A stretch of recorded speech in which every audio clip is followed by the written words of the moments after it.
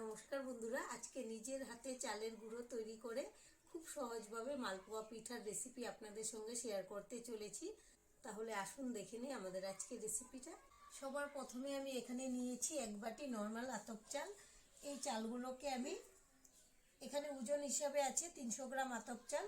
এই চালগুলোকে ধুয়ে আমি আধ ঘন্টা জলে ভিজিয়ে রেখেছি, আর আধ ঘন্টা জল থেকে উঠিয়ে আমি চালগুলোকে ঝরিয়ে নিয়েছি। এই যে দেখুন, ঝরঝরে হয়ে আছে। এবার আমি একটা মিক্সিং জারে এই চালগুলোকে নিয়ে নেব আর গুঁড়ো করে নেব। এই চালগুলো একবারেই গুঁড়ো হয়ে যাবে, এরপর চেলে নিলেই হয়ে যাবে। কত সহজেই চালের গুঁড়োটা হয়ে যায়। এবার ঢাকনাটা লাগিয়ে গুঁড়ো করে নেব। এবার ঢাকনাটা খুলে নেব, আর দেখুন আমি চালগুলোকে গুঁড়ো করে নিয়েছি। খুব মিহি হয়ে গেছে, তবুও আমি একটু চেলে নেব। না চেলে নিলেও কিন্তু বানানো যাবে পিঠেটা। এবার একটা ছাঁকনিতে নিয়ে নেব।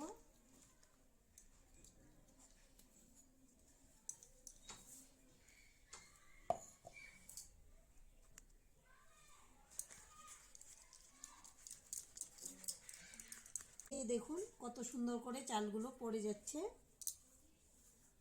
একদম মিহি বেরোচ্ছে।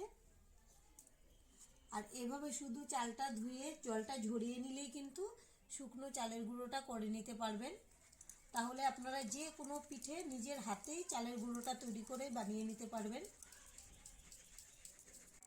দেখুন আমি চালের গুঁড়িগুলোকে চেলে নিয়েছি, আর এই যে এগুলো বেরিয়েছে, এটা আমি রেখে দেব, পরে কিছু একটা করে নেব। এবার আমি এই চালের গুঁড়িগুলোকে একটা বাটিতে নিয়ে নেব।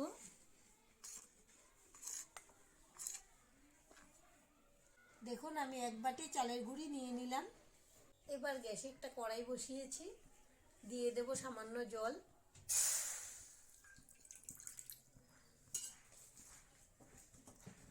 আর আমি এক বাটি চালের গুঁড়ি নিয়েছি, আর হাফ বাটি নিয়েছি গুড়। গুড়টা দিয়ে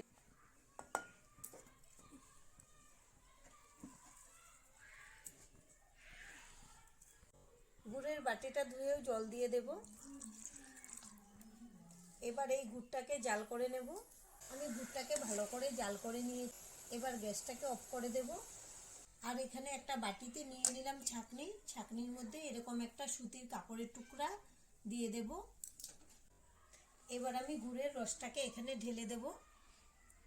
এভাবে করে নিলে তাহলে পিঠার মধ্যে একটুকু বালু লাগবে না। যদি আপনারা গুড় দিয়ে বানান, দেখুন কত বালু লেগে আছে কড়াইতে, বা এমনিতেও আছে। যদি না ছেঁকে বানান তাহলে কিন্তু পিঠাটা খেতে পারবেন না।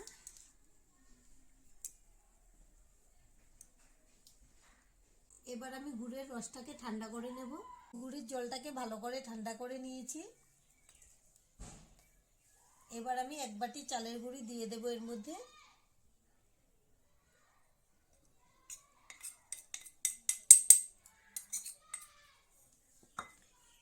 এক বাটি চালের গুঁড়ির সঙ্গে আমি হাফ বাটি ময়দা দেব।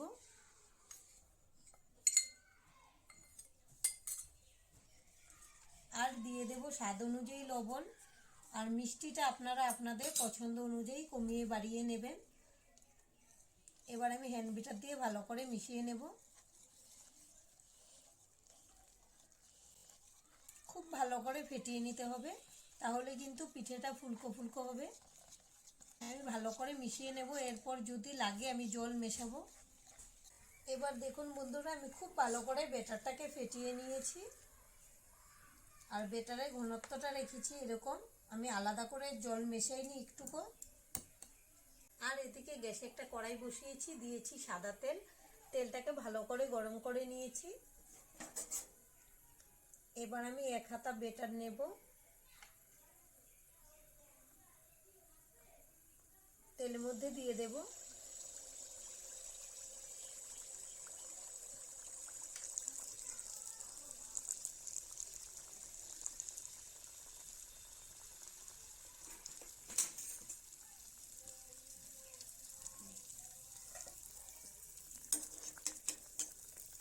এবার আমি একটু করে এভাবে তেল ছিটিয়ে দেব উপর থেকে। দেখুন পিঠাটা কিন্তু ফুলে উপরে ভেসে উঠেছে। এবার আমি উল্টে দেব।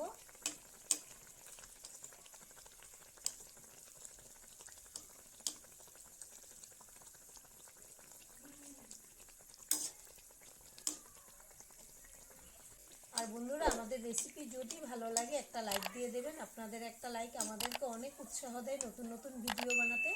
আর আমাদের পাশে থেকে আমাদের চ্যানেলটিকে সাবস্ক্রাইব করে নেওয়ার জন্য অনুরোধ রইল।